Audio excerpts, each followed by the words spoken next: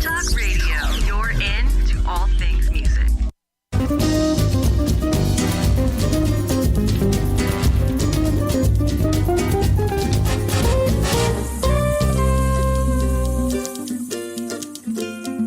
Welcome to Making It with Terry Woolman, the show that explores the secrets, successes, and strategies for making it in the music biz. And now, here's your host, Terry Woolman.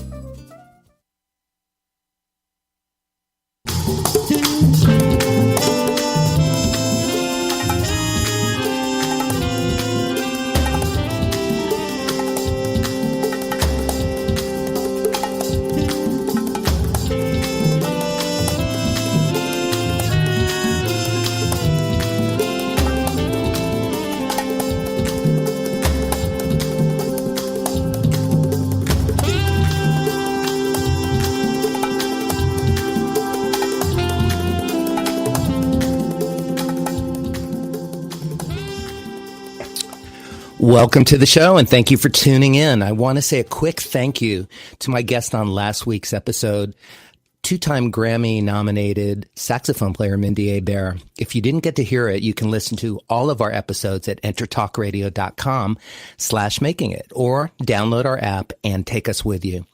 Also, be sure to tune in next week to hear my conversation with acting improv teacher Gary Austin, who founded the Groundling Theater. I'd like to take a moment to also thank the companies that help me sound my best, whether I'm performing live or in the studio recording and producing music. Blue Microphones, Taylor Guitars, Duesenberg Guitars, Seymour Duncan Pickups, Mesa Boogie Amps, Diodario Strings and Planet Waves, Motu Digital Performer, IK Multimedia, Fishman Acoustic Amps, and Exotic Effects. So often I get asked questions about the creative process. So I created this show to focus on what it takes to have a lasting career in the ever-changing landscape of the music business. You're really in for a treat, as I've invited my friends, some of the best and brightest in music, to share their stories on how they have influenced the music that has shaped our lives. I guarantee you're going to love it. So let's get started. My guest today is percussionist, artist, Robert Thomas Jr. Robert Thomas Jr. is an American jazz percussionist and hand drummer. He is known as an innovator in Be-bop and has been nominated for 2 Grammy Awards. He is also a visual artist. Born in Miami, he was encouraged by his 5th grade teacher to play music, and not having an instrument, Thomas learned to play percussion on his desk. He sat in on the choir at Oak Grove Missionary Baptist Church, and at age 16 began playing percussion with the Broomfield Family, a local group that performed in churches and nightclubs. After graduating from high school, Thomas studied at Miami-Dade Community College. During this time, he discovered jazz and began to play with an array of artists, including Nero, Ira Sullivan, Billy Marcus, Zoot Sims, Thad Jones, Monty Alexander, and Mel Lewis. In the late 70s, Thomas played at a benefit with Jaco Pastorius. Soon afterwards, Thomas auditioned with Joe Zawinul in Wayne Shorter's jazz fusion group Weather Report at a live performance in New Haven, Connecticut. Thomas said afterward that they were looking for someone to play Be-bop rather than Latin-style percussion. He settled in France and continued to play with Weather Report until 1986. After the group disbanded, Thomas resettled in Miami and shortly afterwards released In the Dreamtime, a solo CD of his own music. He continued to work with Zawinul until 1994. In addition to Weather Report, Thomas has performed with the Zawinul Syndicate, Jaco Pastorius' Word of Mouth Band, Stan Getz, David Sanborn, Carlos Santana, Eddie Harris, Branford Marsalis, Herbie Mann, Ahmad Jamal, Roberto Pereira, and world artists including sitar player Amitabh Chatterjee and African artist Vinx. Thomas maintains an extensive discography on which he plays an eclectic mix of instruments, including conga drums, wind instruments, guitar, and the African bow harp. Thomas is married to Jane Thomas and has a son, Spencer. Please welcome my longtime friend, Bobby Thomas Jr. Hey, Bobby. How you doing, Terry? I'm fantastic. How are you doing? very excited and happy to be on this interview with you, man. It's been a Thank long you. time we've been together as friends. We grew up together since junior high school in Miami, and That's right. We ran track together, and we played after school, and just, you were one of my lifetime and longtime dear friends.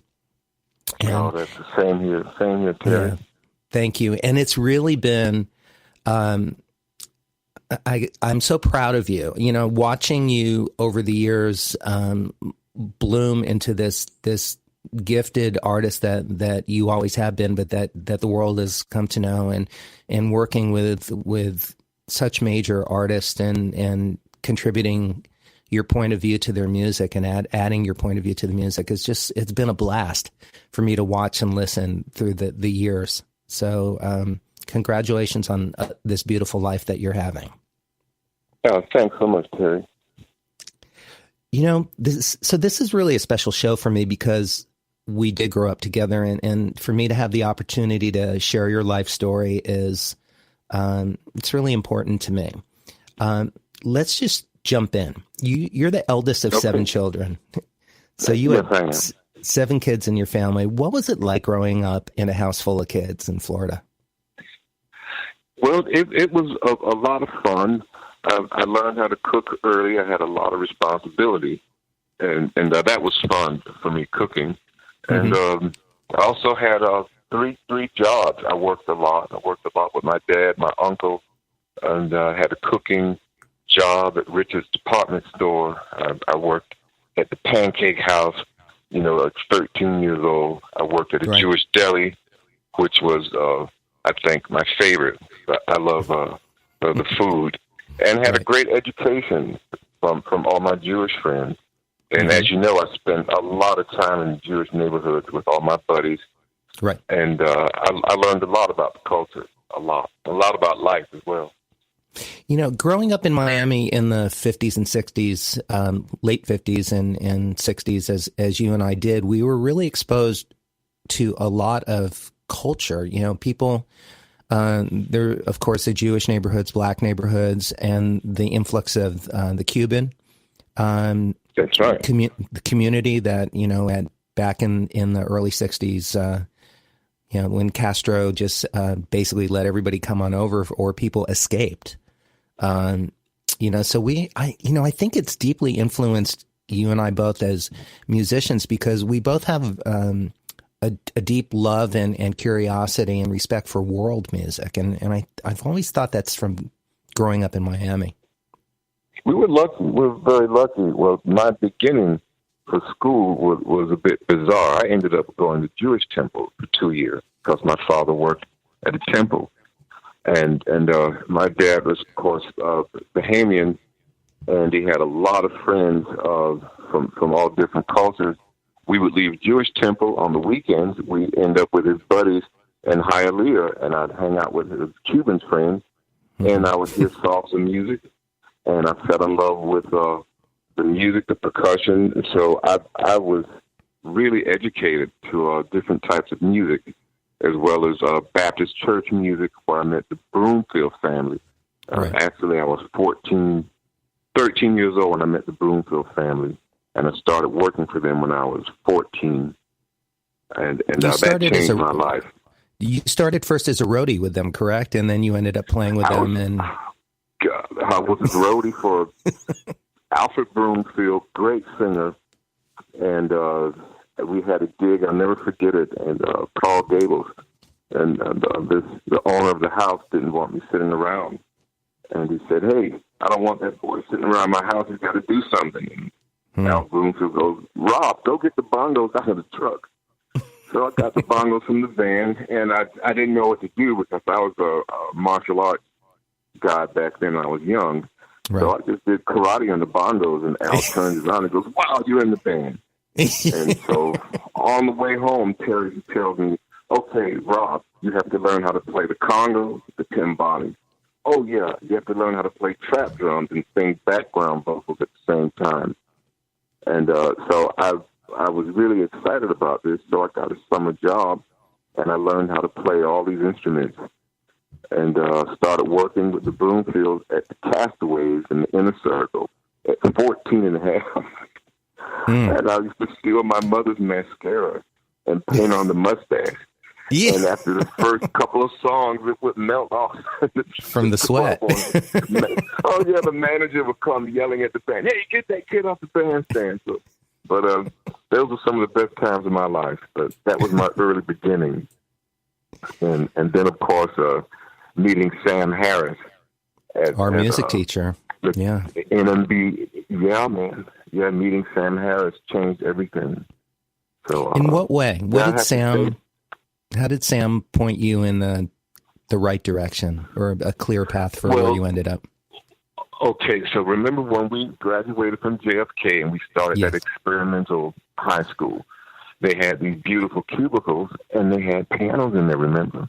Right, I sure do. Yeah, we were so lucky to be dropped into this incredibly creative experimental high school.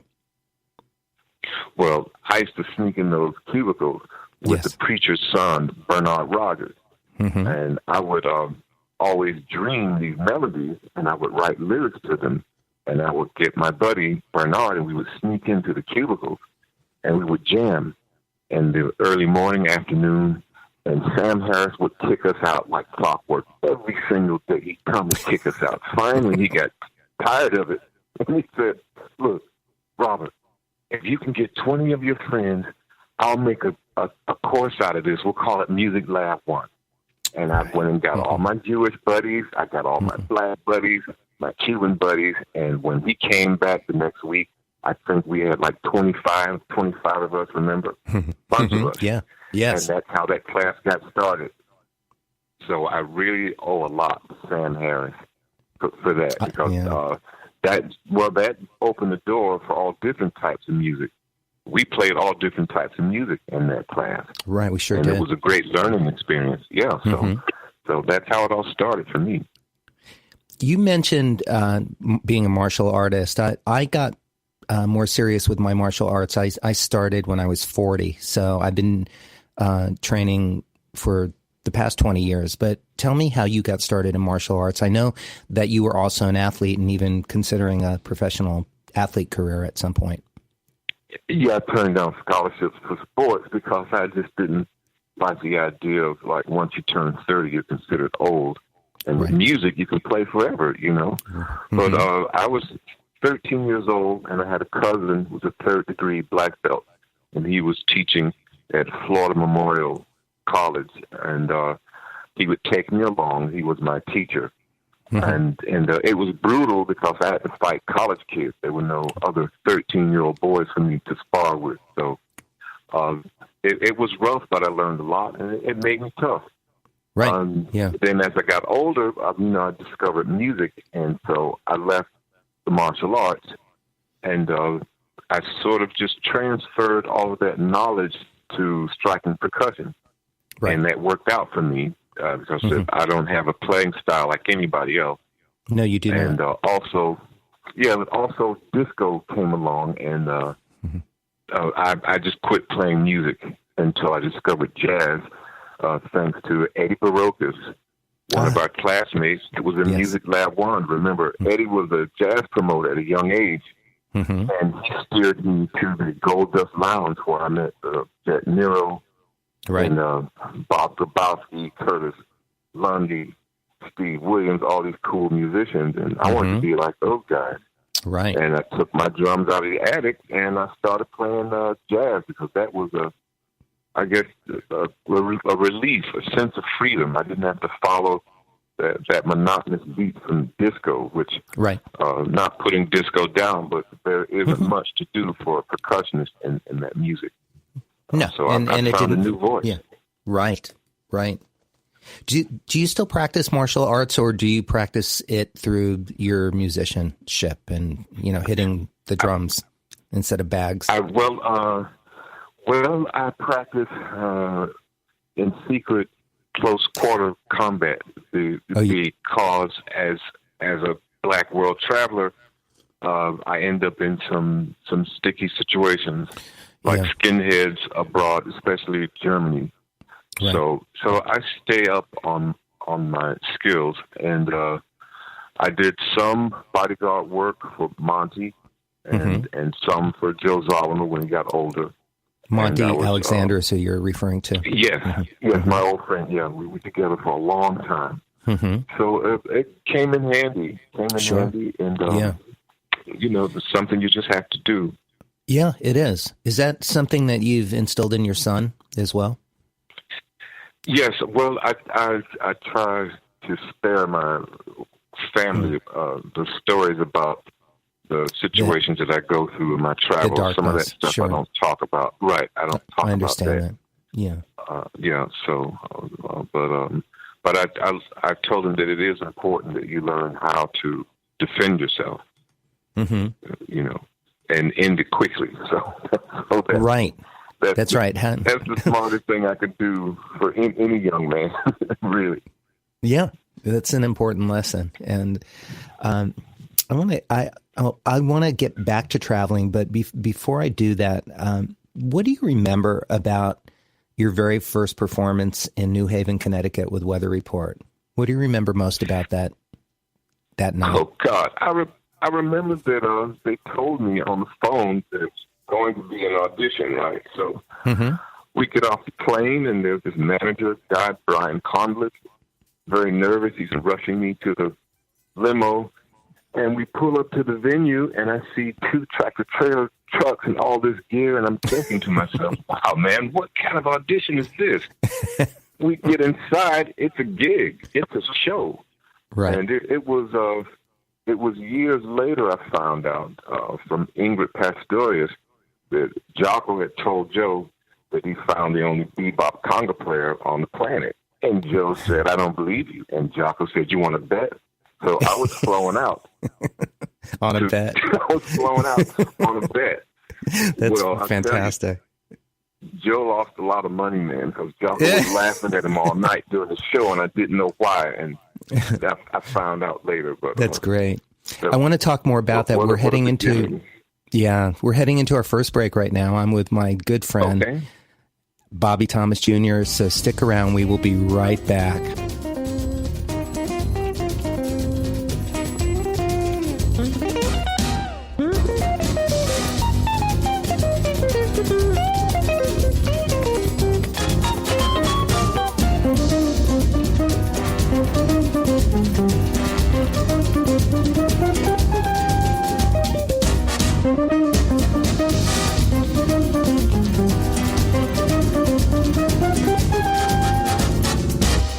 Are you serious about your music? Are you ready to run with the big dogs? The experts at Pitbull Audio have the gear to get you into the game. From leading manufacturers like Mesa Boogie, Fender, Pioneer, and American Audio. To sound your best, you need the best. Pitbull Audio can deliver in rehearsal, on stage, and into the big time.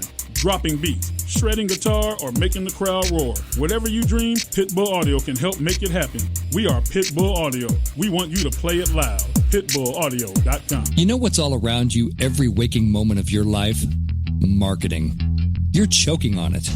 I'm Scott Robertson, and when it comes to strategic PR, branding, and marketing, I've seen it all. And actually, I'm still seeing it because bad marketing never sleeps. Join me each week on May the Best Brand Win, right here on InnerTalk Radio, and learn how to make the marketing for your brand unforgettable. Hi, I'm Tim Dolbear, the host of Sound Experience on InnerTalk Radio. Each week, I talk with top professional audio engineers, producers, musicians, and the manufacturers that make the tools that we use in the studio each and every day. From capturing the perfect take to mastering your final release, and the tools and how the pros use them, we are going to dive deep into their process and learn from their experience. I look forward to you joining us each week on Sound Experience with me, your host, Tim Dolbear.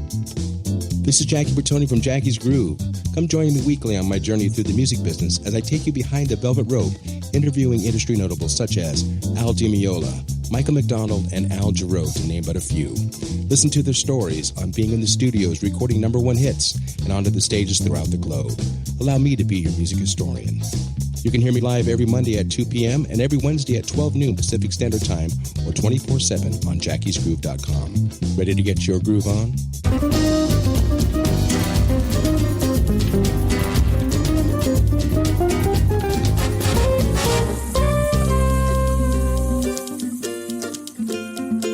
Welcome to Making It with Terry Woolman, the show that explores the secrets, successes, and strategies for making it in the music biz. And now, here's your host, Terry Woolman.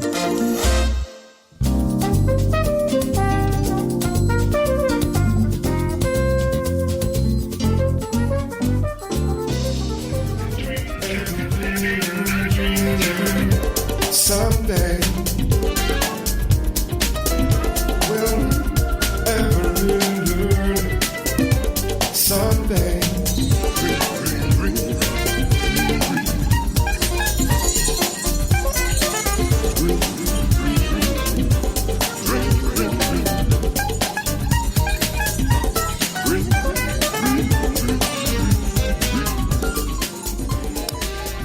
Welcome back.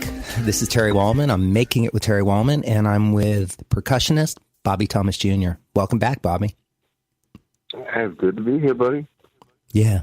So you were just talking about your first audition / live performance with Weather Report, and tell everybody again, for people that are just tuning in, that how this was based on a bet by Jaco.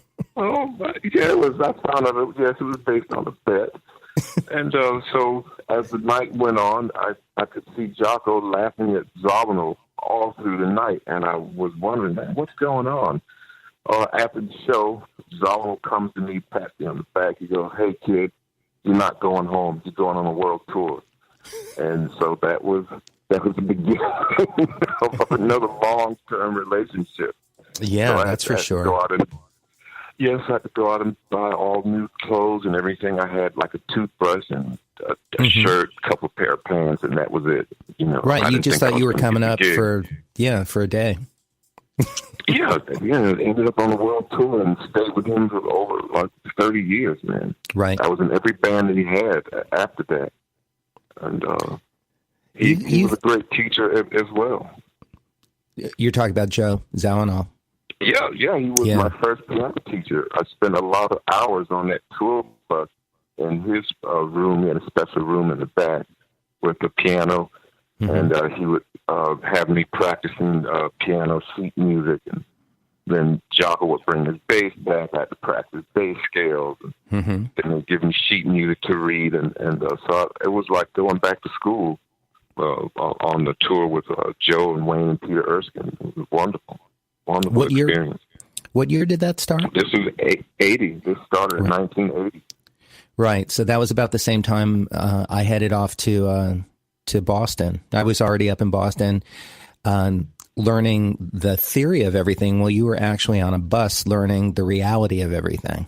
There were buses and planes back then. It was big fun, and a different school of just stage preparation. I mean, Zawinul, I guess we grew quite close once he learned that I was a fighter. We used to box to warm up before we went on stage. And I quickly found out that he also played the same way he fought. Really quick hands, powerful punches, and very sneaky, the same way he played the piano. Right. With that hidden thumb technique that he had. So we ended up playing many duets many nights on stage together. Right. And it just grew from there. And he was my first piano teacher. But one of the greatest things that he taught me was to be fearless on stage. And in our world travels, he noticed that I had a knack for bizarre instruments. And he would tell me, "Look, let's get up and have breakfast and go shopping." And we would hit the oldest part of town, and we would look for the weirdest instruments, and he would have me play them that night on stage.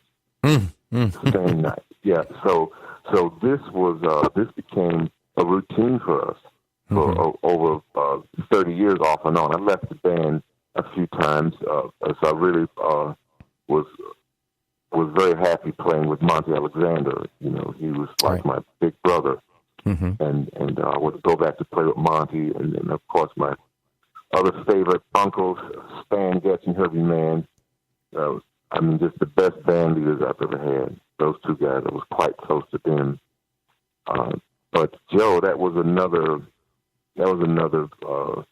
sort of relationship that was really deep. He taught me so many things beyond music, on and off the bandstand.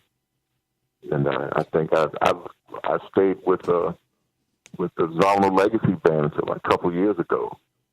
So I've been playing his music for a long time, and he will always be inside my soul. In a way, I've learned so much from him. You also had a very close friendship and musical relationship and personal relationship with Jaco Pastorius, and you also got featured in the new documentary that on Jaco, and I know that I want you to talk about just a little bit of about your relationship with Jaco, but also how that has led you into becoming a heavy metal musician. Well, I was always in love with Jimi Hendrix from the age of 13 to 14. And so I love guitar, loud guitar. I love heavy metal music. I love all music, especially guitar. The power and freedom that you have of expression. There's something about it. I love that. And Jaco had this with his bass. He could sound like any instrument, with his rig. Right. But the other thing that I got from Jaco was just a sense of brotherhood, because I'm also a clairvoyant, and so was Jaco. Right. So our relationship was spiritual, and we were workout buddies. Every morning we got up, we hit the gym, no matter where we were in the world. We were up at 7, running 3 miles, a little basketball, swimming, and hit the stage that night, ready to go. But his mystical side was quite an education. We would meditate on full moon nights. We'd go up on the top of the roof and meditate together, pull from that energy. And this is something that I guess many people didn't know about him. But also those people that have seen the documentary on Netflix, I told a story about Jaco saving my life in Japan. And after that, I guess the next night I told him, well, listen, I owe you. What would you like me to do? And that's when he told me, hey, look, I'm going to die by when I turn 34, and I'd like you to look out for my babies. And I said, you got it. And so some of that music that you played earlier features his son on bass, Felix Pastorius. On the Catalyst coming up, I guess at some point, features young Felix. So I really have a lot to thank Jaco and his family for, really. Not just the music, but just it's a lonely life as a clairvoyant. I mean, how many do you meet in a lifetime, or in a year, in a month? And so this was a really comfortable relationship to have, because we rarely talked about music. We mainly talked about spiritualism and just how to be better people, how to be more peaceful. This was something that Jaco lived by. And you have always brought those qualities into your artistry, as long as we've known each other. Even at a young age, I saw that about you, and the spiritual side, the clairvoyant side, the physical and emotional fit side as well. You've always been, you've taken care of the temple, your body as well, and respected that, and it's one thing I appreciate about you. And I've followed the same path. I've always felt that it is so important as a musician to take care of yourself on every level. Very true. I remember going to the gym with you when I was out for work in L.A. Oh, right. Yeah, we worked out. But that's how we grew up, sports and music. Right. Yeah, and part of it, I think, was growing up in Miami, because basically it was generally beautiful outside, and our parents made us get outside and play and swim and ride our bikes and run and, get out of the house. That's very true. Right. Very, very true. Very true. So you went and moved to France, and I know that part of the reason that you did that was your experience with racial prejudice in the United States at the time. And that was the last straw for me was in the early 80s, and I was escorting Othello Molyneux, great hand player. I was escorting his girlfriend to a party, and the cops pulled us over on I-95, and his one cop had his girlfriend out talking to her for like 15 minutes. And I had just come from France, and I think I was smoking cigars at the time, so I was just sitting there smoking my cigar. And the other cop had a gun to my head that Connie told me after the ordeal was over. And I just felt sick to my stomach. And I thought, I have to get out of this town. And thank God Stan Getz came. I had an audition with him. I got the gig. We went to South France, and I met a very nice woman, and I thought, that's it. I'm out of here. And so it was a nice change from just the attitude in the good old South. Right. And that was a great change, because I spent a lot of time with Arab musicians, with gypsy musicians, with musicians from all around the world. And I learned about different music, different musical scales, and a lot about theater. My first wife is now a movie star. She was a theater actress when I lived in Marseille. So I spent a lot of time with the theater company, and that also changed my approach to what I did on music on stage. So I wrote a one-man play for the Zawinul Syndicate, and it was a big hit. And pretty soon it became a duet between Joe Zawinul and myself. And so South of France was a wonderful, wonderful change for me, and a great school, wonderful school. I learned so much from hanging out with theater groups, and just the people, just quarter tones, and just the violin orchestrations and the Arabic television shows on Sunday morning, and the rhythms. I mean, this was incredible, man. It's just amazing music that they have over there. What was the name of the play, the one-act play that you wrote? Oh, my God, it's been so long. That's okay. It's been a long time since I've done that. Oh, no, The Nomad. Tony Zawinul made me do it a couple years ago. The Nomad. I played a nomad lost in the desert, and my one prop was a clay pot with water in it, which I played, of course. I had it hanging around my neck, and I would tell this story and play the clay pot.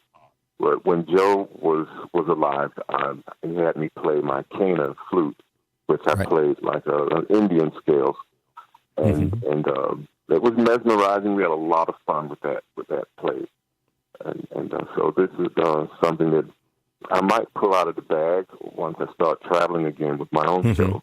Right. But this was the influence of hanging out with a great theater company in Marseille. So how long did you live in Europe, and at what point did you know it was time to move back home to Miami?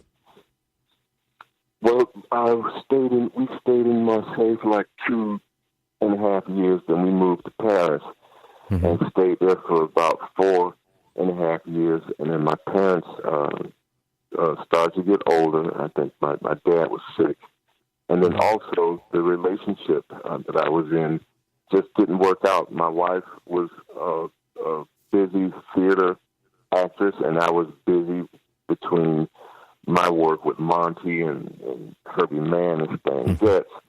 That really kept me. I was never home in Marseille, so we sort of grew apart. We're still friends, but we thought it might be better if we just split up. So I did, and I came back to Miami to help out, be close to my family, and ran into my old girlfriend Jane, and that worked out great. Yeah, that worked out really good. So we had Spencer because of that. So everything worked out. Everything really worked out.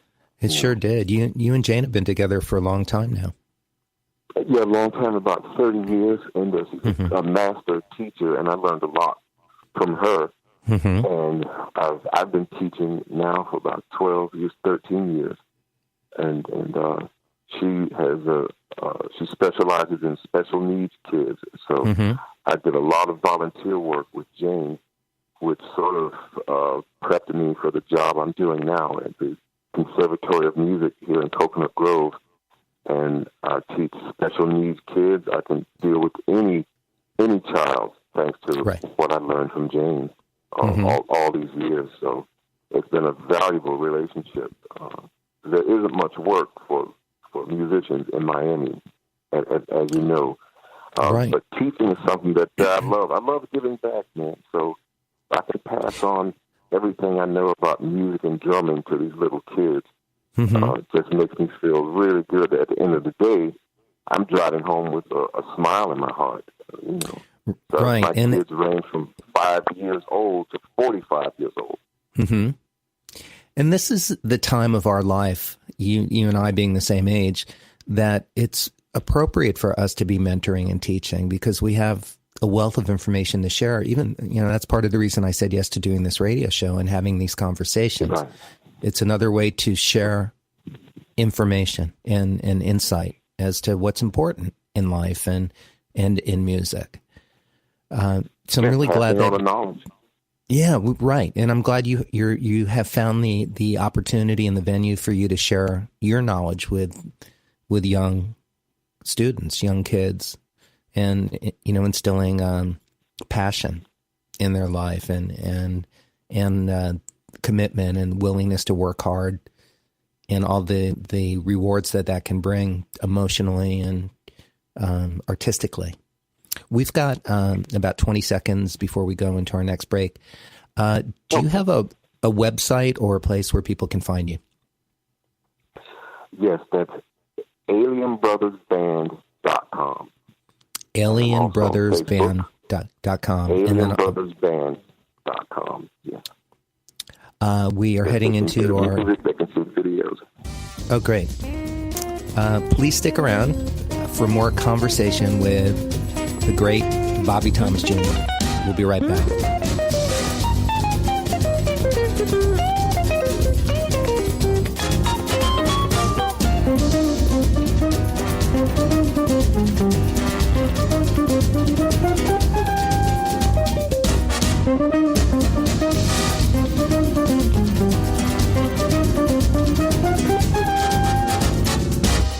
Hi, this is Tim Dolbear, host of Sound Experience here on InterTalk Radio. And Source Connect by Source Element is the essential tool that we use to link between my studio in Austin, Texas and the WS radio station in San Diego. Now with Source Connect, not only can we communicate in real time and with HD audio, but it's synced up and is of a high enough quality that I can use it for real-time ADR work, remote recording and overdubbing, and it even allows me to remotely control a DAW. Source Connect by Source Element. Affordable, high-quality audio and video connection over the internet for all of your production needs. You know what's all around you every waking moment of your life?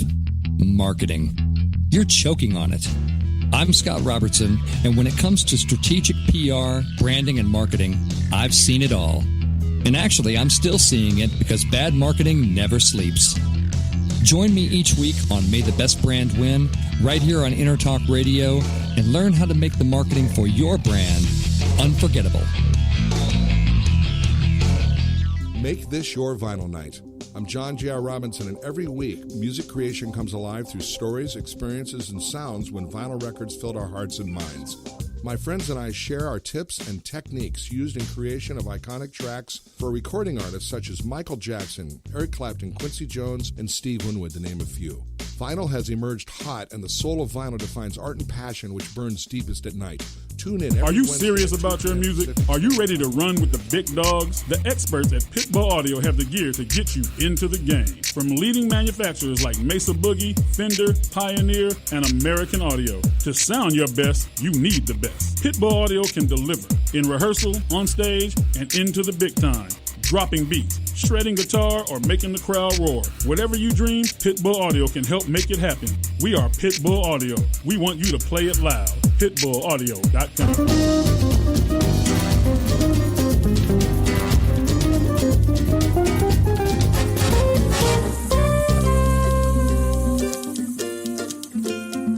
Welcome to Making It with Terry Woolman, the show that explores the secrets, successes, and strategies for making it in the music biz. And now, here's your host, Terry Woolman.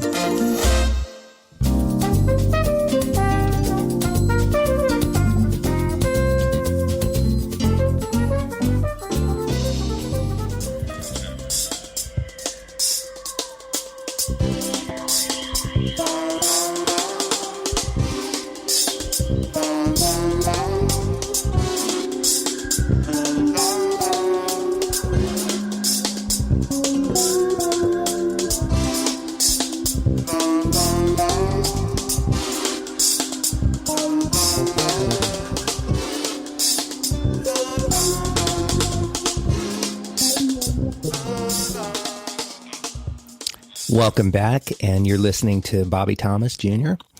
What song is that, Bobby? The Catalyst, featuring The Catalyst. Pastorius. Yeah. Yes, and Leroy Romans, and myself in drums and percussion.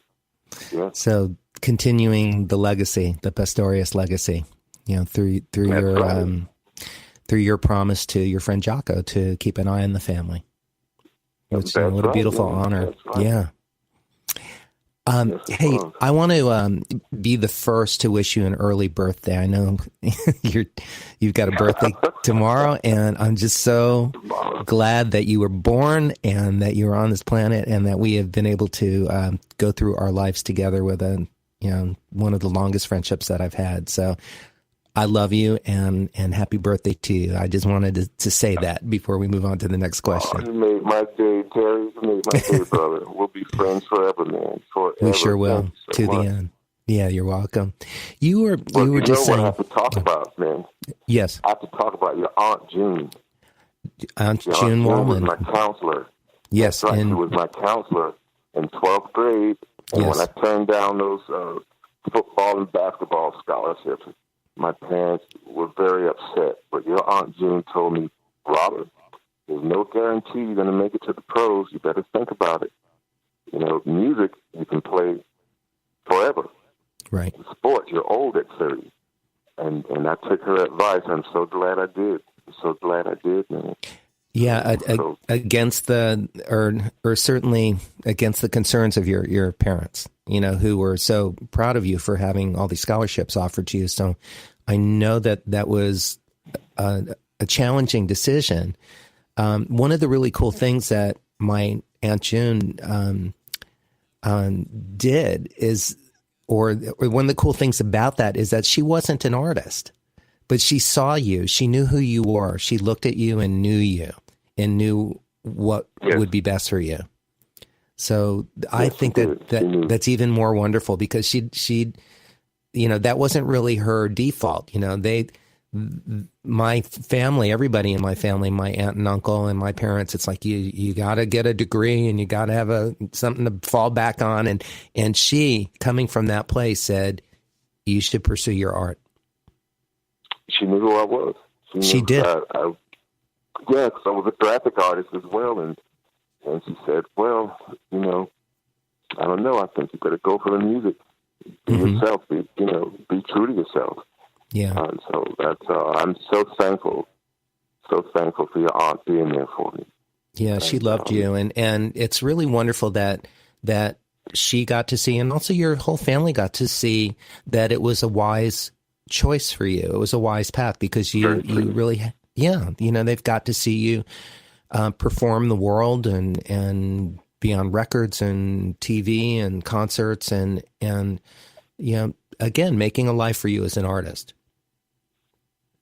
And that's pretty fantastic. Wouldn't change anything. You were saying in the last segment that there's not a lot of work for musicians in Miami, and you were probably the biggest influence on me to not move back home. And that was a hard decision for me as well. But when I finished college, I remember talking to you and saying, hey, I'm thinking of coming back to Miami. And you said, there's nothing here for us. Because neither you or I, even though we grew up there, we're not Latin. We weren't Cuban or Latin. And that was kind of taking over at the time. And you pushed me, and I'm grateful, to either go to New York or LA, and I chose LA. But that one was on you. Yeah. Well, I have to tell you the truth. You're my bro. I have to look out for you, man. Right. That's true. And that's what we do for each other. That's what friends do, even when the truth is not what we think we want to hear, but that's what we need to hear. And I'm grateful to you for that. You pointed me in a direction that I appreciate. So because I was ready to come home, because Miami's a beautiful place to live. There's paradise. It is paradise. Yes. Paradise. I love it. But there's a big world out there that appreciates us, and there's tons of work. You can always come back and visit Miami. Things are different for me now that I'm teaching here, right. And I have family here. I had to slow down a little bit, but now my son is older, and I can hit the road again, and joining a heavy metal band called the Holy Ghost, and I'm looking forward to that. And Robert Trujillo has been looking out for me with some projects coming up. And so I have my new friends out there in L.A. that are looking out for me, and I'm excited about that. Right. And it's a nice change. I've played jazz for so long, and I've played with all the guys that invented jazz, and most of them are all gone. Right. So I'm ready for something new. So I'm excited about this, really. Yeah, that's fantastic. I also know that you have a new quartet that you debuted last night. Was it? Yes. And tell everybody about the new band and your show last night. Well, it was a big success. The new band, we're not traditional jazz. We mix in different genres. It's sort of like Jimi Hendrix meets John Coltrane on acid, Yeah, let me interject. There has never been anything traditional about you, Bobby. So that's not a surprise. I hope not. That's not going to start now. Well, I have my other brother. I met guitarist Randy Burnson at 19 years old. Sure. And we've been playing together for a long time. So he's in my quartet. And I have my other brother, Robert Grabowski, whom I met also at 19 years old, the Gold Dust Lounge, and a new brother, Fernando Diaz, great tenor, sax player and flute player. He played a lot with Gloria Estefan and KC and the Sunshine Band. Yeah. And I'm kicking drums and percussion and vocals. And for my electronic show, my partner, Leroy Romans, the music that you played on the intros was produced by Leroy and myself with Felix. And he's a monster. He's from Third World Group, Maxi Priest. He's produced Lil Wayne, Kanye West. I mean, tons of people. Just genius engineer, great singer and keyboard player. Also, so it's fun. I like the electronic dance music a lot, but I also like the experimental music with the quartet. So this way I won't get bored. Right, keep myself busy. Are you thinking about recording or maybe doing a little bit of touring with this new quartet? Oh, yes. Good. We'll hit the studio, and I'm finishing up recording work for Alien Brothers right now, and right after that, I'll get in the studio with the new quartet and finish that up. And also have to finish my book 1, Dancing Hands, Mind Over Matter, that's being revised with Professor Bob Grabowski.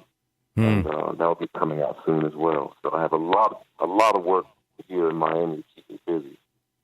Where can we find your books? That will not come out yet. It's almost done. I'll let you know. Yeah. That would be great. When you do, I'll be sure to share it on Facebook and Twitter and all the avenues that I use to promote my friends and the things that I find interesting. What about your albums? Can people find you easily on iTunes or any other sites? YouTube, I think iTunes, Outside the Grid. I'm not sure if that's still up, but I will wait on that. And I'm releasing some new music, so I'll be in touch with you, and I'll let you know when everything's available. Well, we can update those links on the page that we're putting up for you on entertalkradio.com. There'll be a page with this interview, and listeners feel free to come back to that over the next few months to listen again and look for new things with Bobby, so we can share that. What do you, you were talking about not a lot of work in Miami for a world-class musician as yourself. And I know most of the performing that you do is you get on a plane and travel the world with other people, but you've also been really open-minded, open-hearted, and innovative about putting these eclectic little duos and trios together to play in some of the hotels down in South Beach, with DJs and kind of mixing it up with electronica and hand percussion and vocals. And tell me about that. Well, I think the one reason why I was so successful at the Touch restaurant, Michael Caine's old restaurant on Lincoln Road, when I walked in, there was a DJ spinning. Mm-hmm. And I thought, this is fun. I get to play electronic music. We hit it off. I told him, hey, listen, please play Broken Beat for me. I can't really take that disco stuff too much. And he did. The club owner loved it.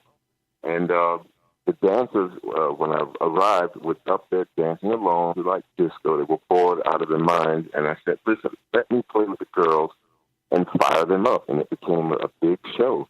Right. And I ended up there 7 years. That's how I met Fernando Diaz. He ended up on saxophone, and we would just freestyle over the DJ. And this, for me, was sort of like jazz because I never knew what he was going to play. And for me, that was fun. I mean, that's how jazz used to be, right? You just walk up and improvise. Right. So, but I also learned a lot about electronic dance music. And so that led me to Alien Brothers. So my stuff is, electronic, I call it global dance music. And it's a lot of fun. It's a lot of fun, man. And keeps me young. DJs spin, they don't take breaks like musicians, like a band. No. This guy's they'll do 4 or 5 hours. 4 or 5 hours. Mm-hmm. Right. So for me, that was a great workout. And I still have a lot of friends from South Beach from that period. Right. Yeah, it's so important and rewarding to stay open to musical and life possibilities. Yeah, because if you want to work, that's true. Which I do. The jazz police would fall through the older guys would come through Touch Restaurant. What's that Bobby Thomas doing playing electronic music, but the thing is, they could replace every instrument, but they could not replace Bobby Thomas because nobody else plays like me. You can't get a machine to do what I do. Correct. So I was great for a DJ, and the audience got a kick out of it. Janet Jackson used to come in. She would come in, and she would tell the management, hey, can you please tell that guy to go back up again? She loved what I was doing. This was an upscale club, so a lot of people, famous people, would come in to see the show. And this was a lot of fun to be appreciated and get a chance to play every night straight for 7 years. Right. 7 years, man. So Miami has been good to me. Yes. We have, believe it or not, about 3.5 minutes left to our conversation. And before we run out of time, I want to ask you a question I ask all of my guests. At this point of your life, Bobby, with everything that you know to be true, what would you tell your younger self? I think to write more music, and I would have started out earlier as a band leader. I devoted my life to Monty for 37 years, Joe for over 30 years, and I've sort of let my own creativity and music sort of just go by the wayside, and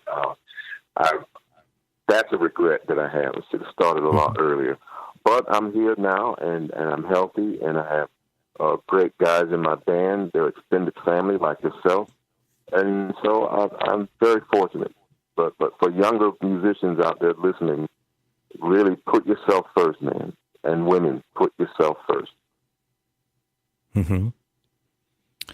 I love that because, even though you are an extremely accomplished and loved sideman, I can see where that has, maybe held you back as an artist in some way or as a solo artist. And, but it's what you're saying is it's possible to do both, and it's important to do both.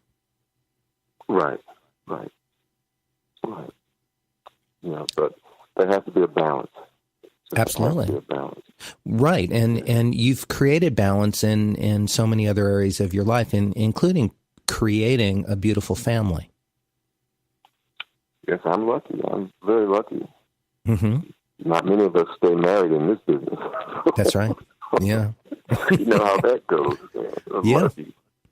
Right. But you, you have it in perspective. When you're talking about balance, I think balance is the reason that you and I are still vital and healthy and happy and contributing and fully exploring our musicality.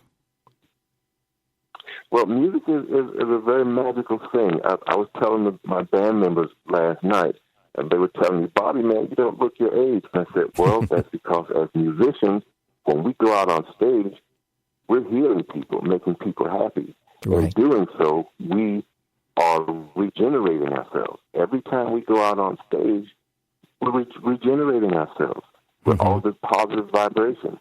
That's what keeps you young, So we're blessed to do what we do. It's not work. I don't look at music as work. It's a blessing. Yeah, it certainly is. It's a blessing, and it's a healing art that we're in. We're pretty much out of time, and I just want to tell you how much I appreciate you spending the hour with me and sharing a small part of your life story. It's been really fun to watch and be a part of from the sidelines, and I just have so much respect and love for you and wish you great things to come with you being a solo artist and continuing down that part of your journey. So thank you so much, Bobby. You're very welcome, brother. I'll see you when I come out for rehearsals with the Holy Ghost, and you come to my heavy metal show. I will be there. Love everybody in LA. I love that too. Yes, we all love you. See y'all next week. Thank you for tuning in.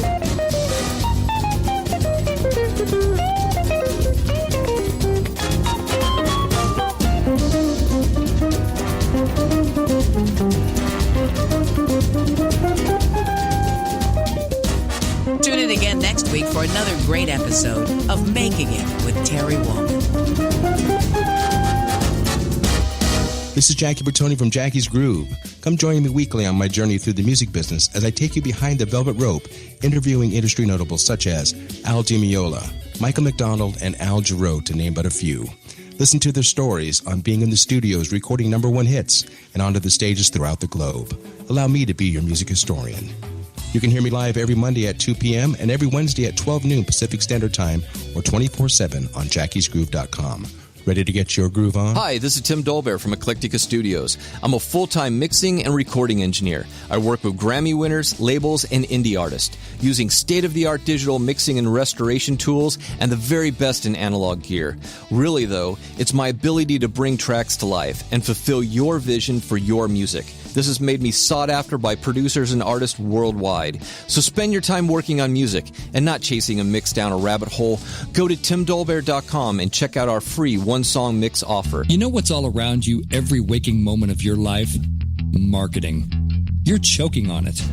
I'm Scott Robertson, and when it comes to strategic PR, branding, and marketing, I've seen it all. And actually, I'm still seeing it because bad marketing never sleeps. Join me each week on May the Best Brand Win, right here on InnerTalk Radio, and learn how to make the marketing for your brand unforgettable. Are you serious about your music? Are you ready to run with the big dogs? The experts at Pitbull Audio have the gear to get you into the game. From leading manufacturers like Mesa Boogie, Fender, Pioneer, and American Audio. To sound your best, you need the best. Pitbull Audio can deliver in rehearsal, on stage, and into the big time. Dropping beats, shredding guitar, or making the crowd roar. Whatever you dream, Pitbull Audio can help make it happen. We are Pitbull Audio. We want you to play it loud. Pitbull Audio.